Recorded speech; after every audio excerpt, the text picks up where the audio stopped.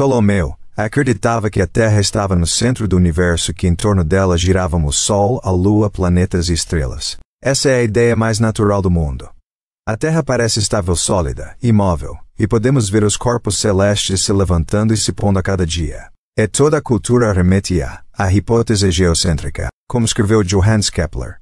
É portanto impossível que uma razão não previamente informada imaginasse outra coisa que não que a Terra é uma espécie de grande casa com a abóbada celeste acima dela, que ela é imóvel e que dentro dela o Sol, sendo tão pequeno, passa de uma região a outra, como um pássaro vagando pelo ar. Mas como explicamos o movimento aparente dos planetas Marte, por exemplo, que já era conhecido milhares de anos antes da época de Ptolomeu? Um dos epítetos atribuídos a Marte pelos antigos egípcios era Sekhtedef em Ket, que significa que anda para trás.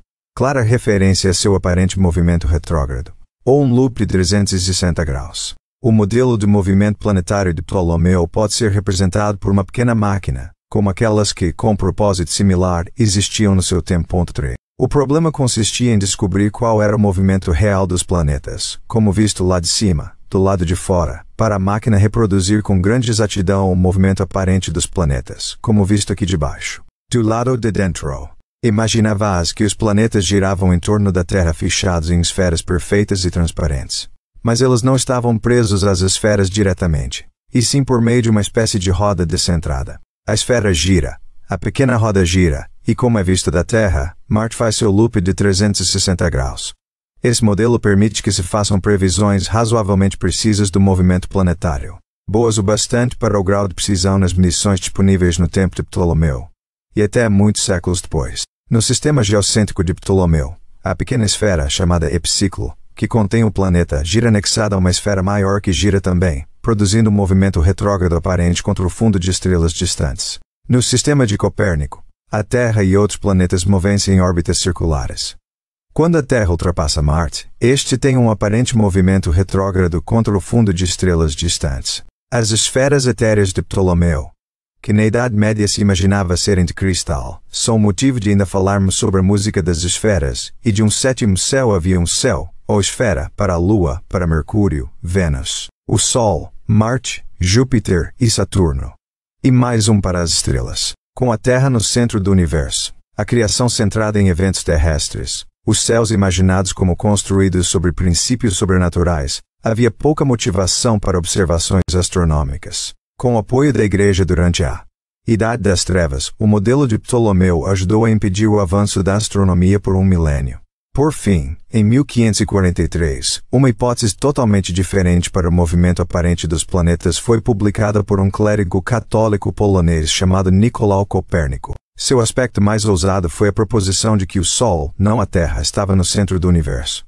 A Terra foi rebaixada a apenas um dos planetas, o terceiro a partir do Sol, que se move em órbitas perfeitamente circulares. A Ptolomeu chegara a considerar um modelo heliocêntrico como esse, porém de imediato o rejeitou a partir da física de Aristóteles. A implícita rotação violenta da Terra parecia ser contrária à observação. O modelo funcionou pelo menos tão bem quanto as esferas de Ptolomeu na explicação do movimento aparente dos planetas. Mas isso incomodou muita gente. Em 1616, a Igreja Católica incluiu a obra de Copérnico na lista de livros proibidos até que fosse corrigida pelos censores eclesiásticos locais, onde permaneceu até 1835. Martinho Lutero o descreveu como um astrólogo presunçoso. Esse louco quer reverter toda a história da astronomia.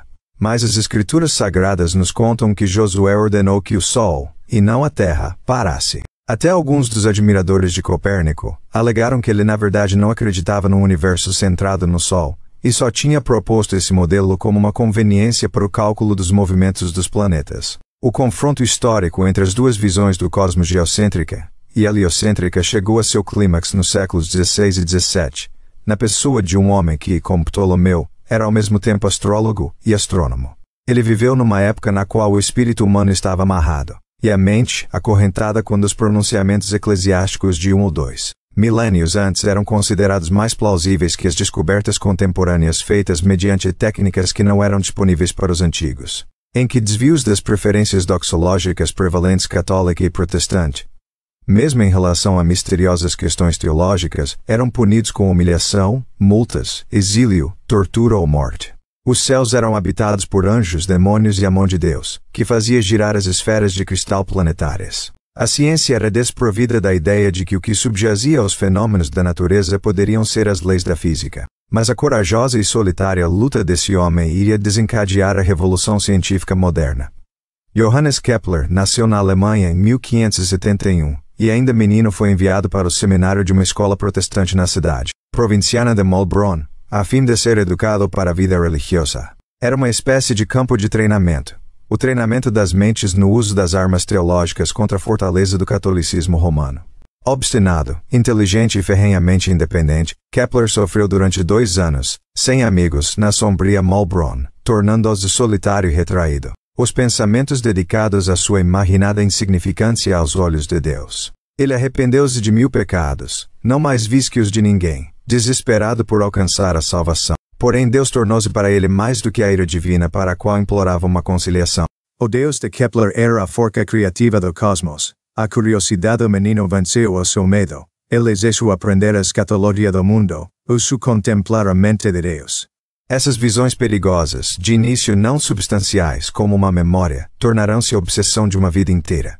Os anseios úbricos de uma criança seminarista tirariam a Europa do claustro que era o pensamento medieval. As ciências da antiguidade clássica tinham sido silenciadas mais de 1000 anos antes, mas no final da Idade Média, alguns tênues ecos daquelas vozes, preservados por sábios árabes, começaram a se insinuar no currículo educacional europeu.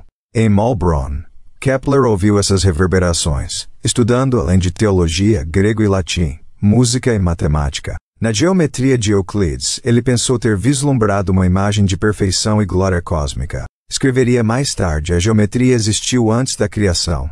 Ela é coeterna com a mente de Deus. A geometria proveu Deus como um modelo para a criação. A geometria é o próprio Deus. Em meio aos arroubos matemáticos de Kepler, e apesar de sua vida sequestrada, as imperfeições do mundo do lado de fora também devem ter moldado seu caráter. A superstição era uma panaceia disponível em larga escala para pessoas que se sentiam impotentes ante as misérias da fome, da peste e de um fatal conflito doutrinário. Para muitos, a única certeza estava nas estrelas, e os antigos conceitos astrológicos prosperavam nos pátios e tabernas de uma Europa assombrada pelo medo. Anne Kepler, cuja atitude em relação à astrologia permaneceu ambígua durante toda a sua vida, se perguntava se poderia haver modelos ocultos subjacentes ao aparente caos da vida cotidiana. Se o mundo fora feito pela mão de Deus, ele não devia tê-lo examinado minuciosamente, não seria toda a criação uma expressão das harmonias na mente de Deus. O livro da natureza estivera esperando mais de 1 milênio por um leitor. Em 1589 Kepler deixou Maulbronn a fim de estudar para o clero na grande universidade em Tübingen, e viu nisso uma libertação. Confrontado pelas mais vívidas correntes intelectuais da época, seu gênio logo foi reconhecido por seus professores, um dos quais introduziu o jovem nos perigosos mistérios da hipótese copernicana. A ideia de um universo heliocêntrico encontrou ressonância no sentimento religioso de Kepler, e ele a abraçou com fervor. O Sol era uma metáfora de Deus, em torno de quem gira todo o resto. Antes de ter sido ordenado, ele recebeu uma oferta atraente para um emprego secular, a qual talvez porque não se considerasse adequado bastante para uma carreira eclesiástica acabou aceitando. Foi convocado para Graz, na Áustria, para ensinar matemática numa escola secundária. E pouco depois começou a preparar almanaques astronômicos e meteorológicos e a fazer horóscopos. Deus provê a todo animal seus meios de subsistência, escreveu.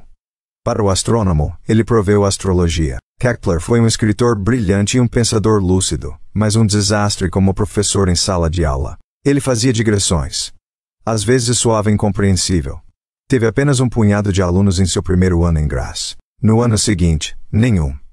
Era perturbada por um incessante clamor interior de associações e especulações que disputavam sua atenção. E numa agradável tarde de verão, mergulhado nos interstícios de uma de suas intermináveis aulas, assomou-lhe uma revelação que iria alterar de modo radical o futuro da astronomia. Talvez tenha se interrompido no meio de uma sentença.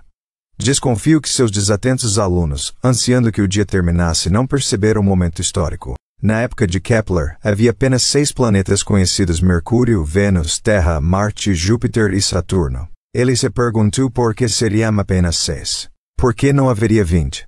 Ou 100, porque tinham entre suas órbitas a distância que Copérnico havia deduzido. E jamais alguém fizera antes essas perguntas. Sabia-se que existiam 5 sólidos regulares, ou platônicos, cujas faces eram polígonos regulares, conhecidos dos antigos matemáticos gregos, após a época de Pitágoras. Ebb Kepler pensou que esses números estivessem conectados, e que o motivo pelo qual só havia 6 planetas era que só havia 5 sólidos regulares, e que esses sólidos, inscritos ou encaixados uns nos outros, ou especificariam as distâncias desses planetas ao Sol. Nessas formas perfeitas, ele acreditava ter reconhecido as estruturas invisíveis que sustentavam as esferas dos 6 planetas. Chamou essa revelação de mistério cósmico. A conexão entre os sólidos de Pitágoras e a disposição dos planetas só admitia uma explicação à mão de Deus, o geômetra. Kepler ficou espantado com o fato de que ele, imerso assim achava, em pecado, teria sido divinamente escolhido para fazer essa grande descoberta. Submeteu uma proposta com um pedido de subvenção ao Duque de Württemberg, oferecendo-se para supervisionar a construção desses sólidos encaixados como um modelo tridimensional, de modo que outros pudessem vislumbrar a beleza da sagrada geometria. Poderia, acrescentou ele, ser feito de prata e pedras preciosas, e servir, aliás, como cálice ducal. A proposta foi rejeitada junto com a gentil sugestão de que Kepler primeiro construísse uma versão menos dispendiosa em papel, o que ele logo tentou fazer os 5 sólidos perfeitos de Pitágoras e Platão. Veja o apêndice 2. O prazer intenso que senti com essa descoberta jamais poderia ser expresso em palavras. Não me esquivei a qualquer cálculo, não importa quão difícil fosse. Passei dias e noites em labores matemáticos, até poder verificar se minha hipótese coincidiria com as órbitas de Copérnico ou minha alegria ia se desvanecer no ar. Mas, não importava com quanto afinco ele tentasse, os sólidos e as órbitas planetárias não se ajustavam bem. A elegância e a grandeza da teoria, no entanto, o convenceram de que a observação é que devia estar errada, conclusão que se tira quando as observações não têm o beneplácito de muitos outros teóricos na história da ciência. Havia então um único homem no mundo que tinha acesso a observações mais acuradas das posições aparentes dos planetas. Um nobre dinamarquês autoexilado que aceitara o posto de matemático imperial na corte do Sacro Imperador Romano Rodolfo Den. Esse homem era Tycho Brahe. Por acaso, a uma sugestão de Rodolfo, ele acabara de convidar Kepler, cuja fama como matemático estava crescendo, a vir se juntar a ele em Praga. Professor provinciano de origem humilde, desconhecido de todos a não ser de uns poucos matemáticos, Kepler reagiu com timidez ao convite de Tycho. Mas a decisão foi tomada à sua revelia. Em 1598, um dos muitos tremores premonitórios da futura Guerra dos 30 Anos o envolveu. O arquiduque católico local, cheio de resoluta e dogmática certeza, jurou que preferia fazer do país um deserto a governar Regis. 5. Protestantes foram excluídos do poder econômico e político. A escola de Kepler foi fechada, e preces, livros e hinos considerados heréticos foram proibidos. Por fim, a população da cidade foi submetida a exames individuais para se avaliar a firmeza de suas convicções religiosas privadas. Os que se recusavam a professar a fé católica romana eram multados em 1/10 de seus proventos, e sob ameaça de morte, exilados para sempre de graça. Kepler preferiu o exílio. Hipocrisia eu nunca aprendi. E sou sério em relação à fé. Não brinco com ela. Deixando Graz, Kepler, a mulher e a enteada começaram uma difícil jornada até Praga. Não era um casamento feliz.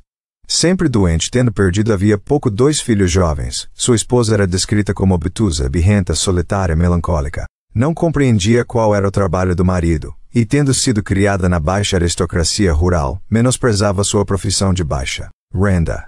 Ele, de sua parte, ora a admoestava, ora a ignorava, pois meus estudos às vezes me distraíam, mas aprendi minha lição, aprendi a ter paciência com ela. Quando via que ela se aborrecia com minhas palavras, eu preferia morder meu dedo a magoá-la ainda mais. Mas Kepler continuava preocupado com o trabalho.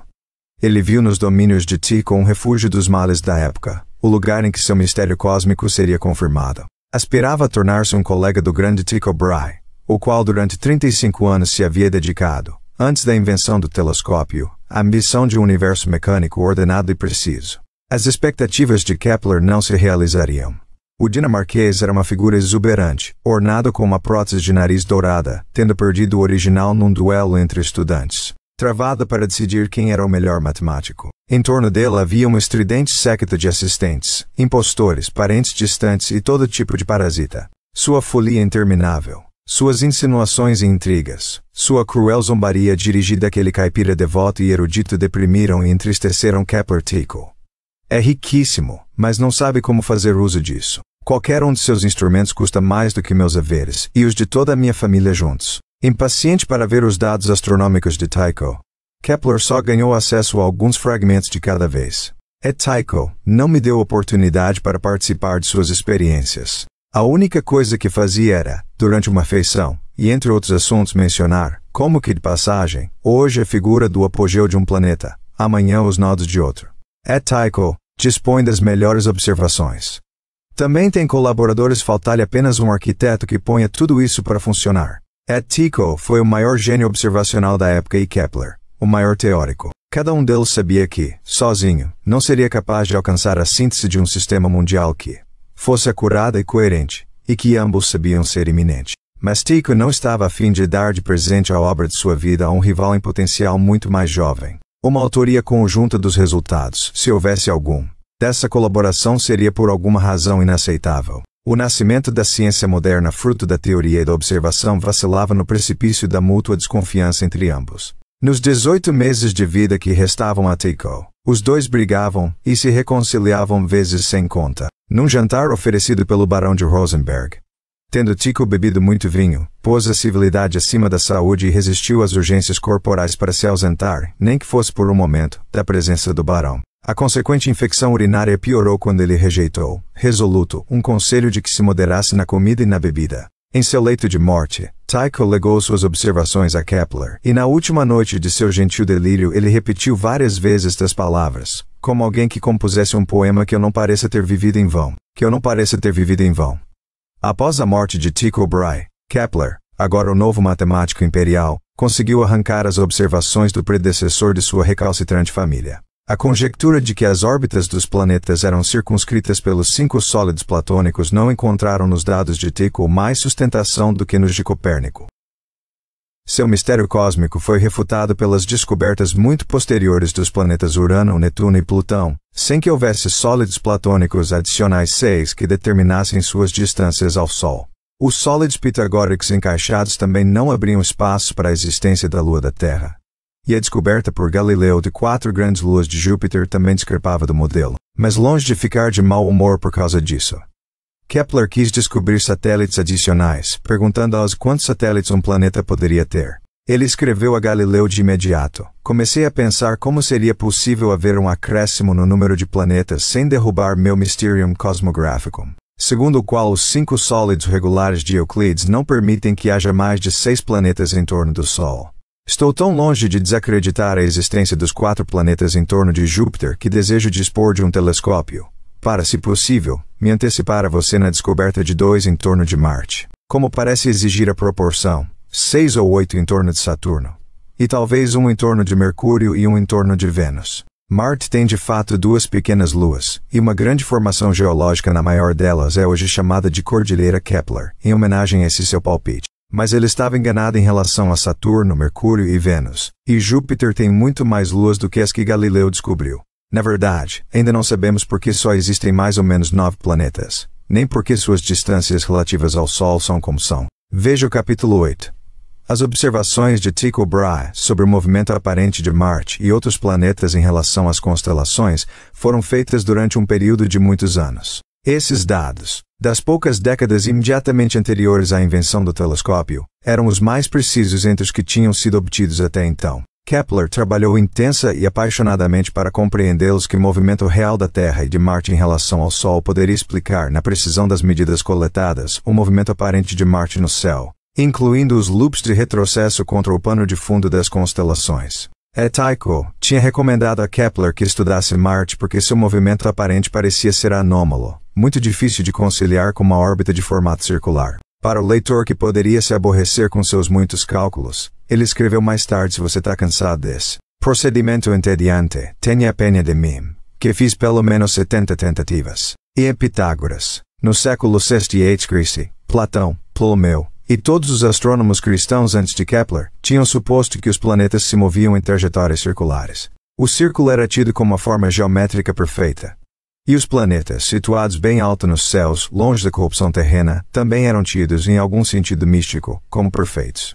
Galileu, Tycho Brahe e Copérnico estavam todos comprometidos com a ideia de um movimento planetário circular e uniforme, tendo este último afirmado que a mente estremece ante uma alternativa a esse conceito, porque seria indigno supor tal coisa numa criação concebida da melhor maneira possível. Assim, No início Kepler tentou explicar as observações imaginando que a Terra e Marte se moviam em órbitas circulares em torno do Sol. Após 3 anos de cálculos, ele acreditou ter encontrado os valores corretos para uma órbita marciana circular, que concordavam com 10 das observações de Tycho com uma margem de 2 minutos de arco. Bem, há 60 minutos de arco em 1 grau e 90 graus, um ângulo reto, do horizonte ao zênite. Assim, alguns minutos de arco é uma quantidade muito pequena para se medir, sobretudo sem um telescópio. Corresponde a 1/15 do diâmetro angular da Lua cheia, como vista da Terra.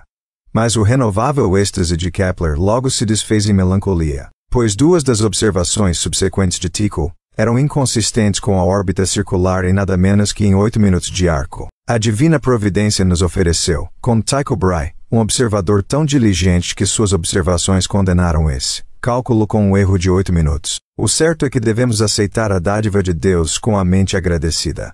Se eu tivesse acreditado que podia ignorar esses 8 minutos, teria corrigido minha hipótese de acordo com isso. Porém, como não é permissível que se ignore, esses 8 minutos mostram um caminho para uma reforma completa da astronomia. A diferença entre uma órbita circular e a órbita verdadeira só pode ser distinguida mediante uma medição precisa e uma corajosa aceitação dos fatos. O universo está estampado com um adorno de proporções harmoniosas, mas harmonias devem comportar a experiência. Kepler ficou estremecido por ter de abandonar o conceito de órbita circular, questionando com isso sua fé no divino geômetra. Tendo limpado as cavalariças da astronomia de círculos e de espirais, resta-vale apenas, disse ele, um único carrinho com estrume, um círculo alongado, algo como uma oval. Mais tarde, Kepler começou a perceber que seu fascínio pelo círculo tinha sido uma ilusão.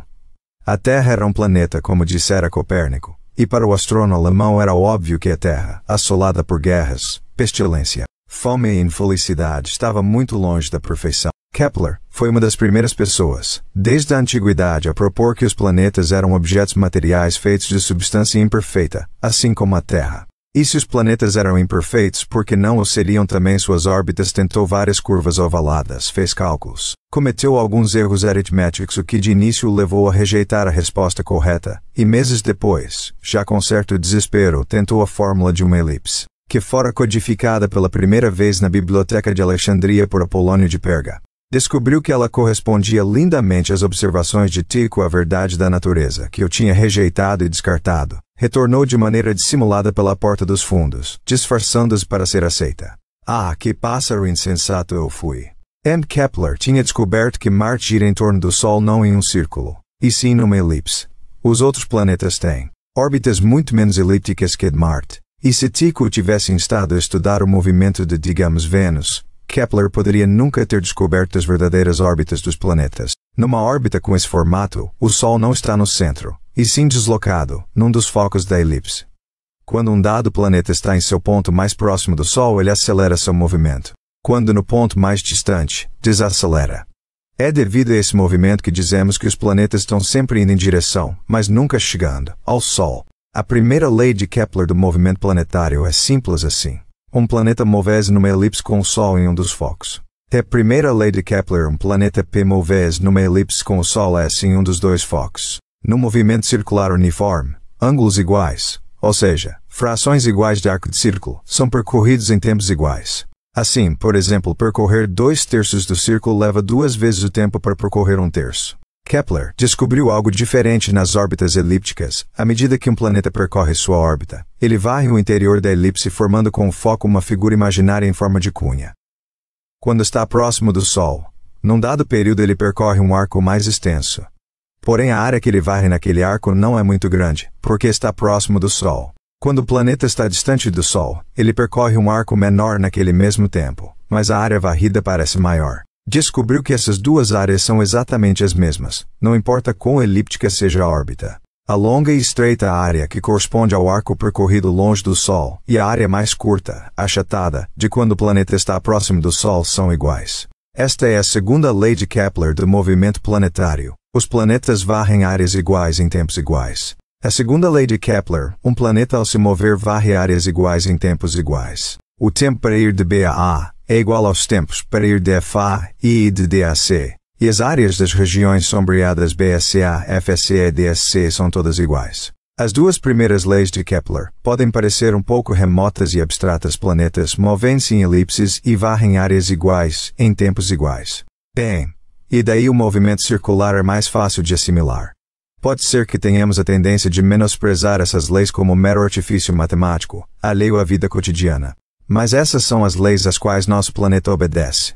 Enquanto nós mesmos, grudados pela gravidade à superfície da Terra, somos projetados no espaço interplanetário.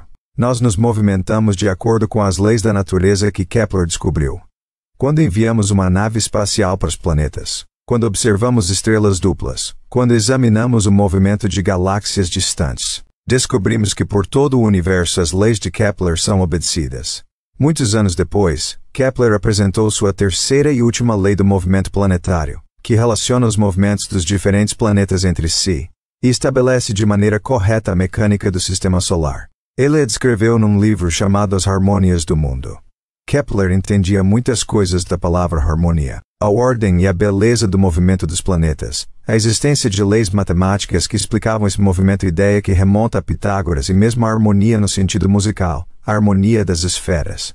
Ao contrário das órbitas de Mercúrio e de Marte, as de outros planetas diferem tão pouco da circularidade que não se consegue traçar seus verdadeiros formatos nem mesmo num diagrama de extrema precisão. A Terra é nossa plataforma móvel da qual observamos o movimento de outros planetas contra o fundo das constelações distantes. Os planetas interiores movem-se rápido em suas órbitas. É a razão de o mais veloz deles ter esse nome. Mercúrio era o mensageiro dos deuses. Vênus, a Terra e Marte movimentam-se respectivamente com cada vez menos velocidade em relação ao Sol.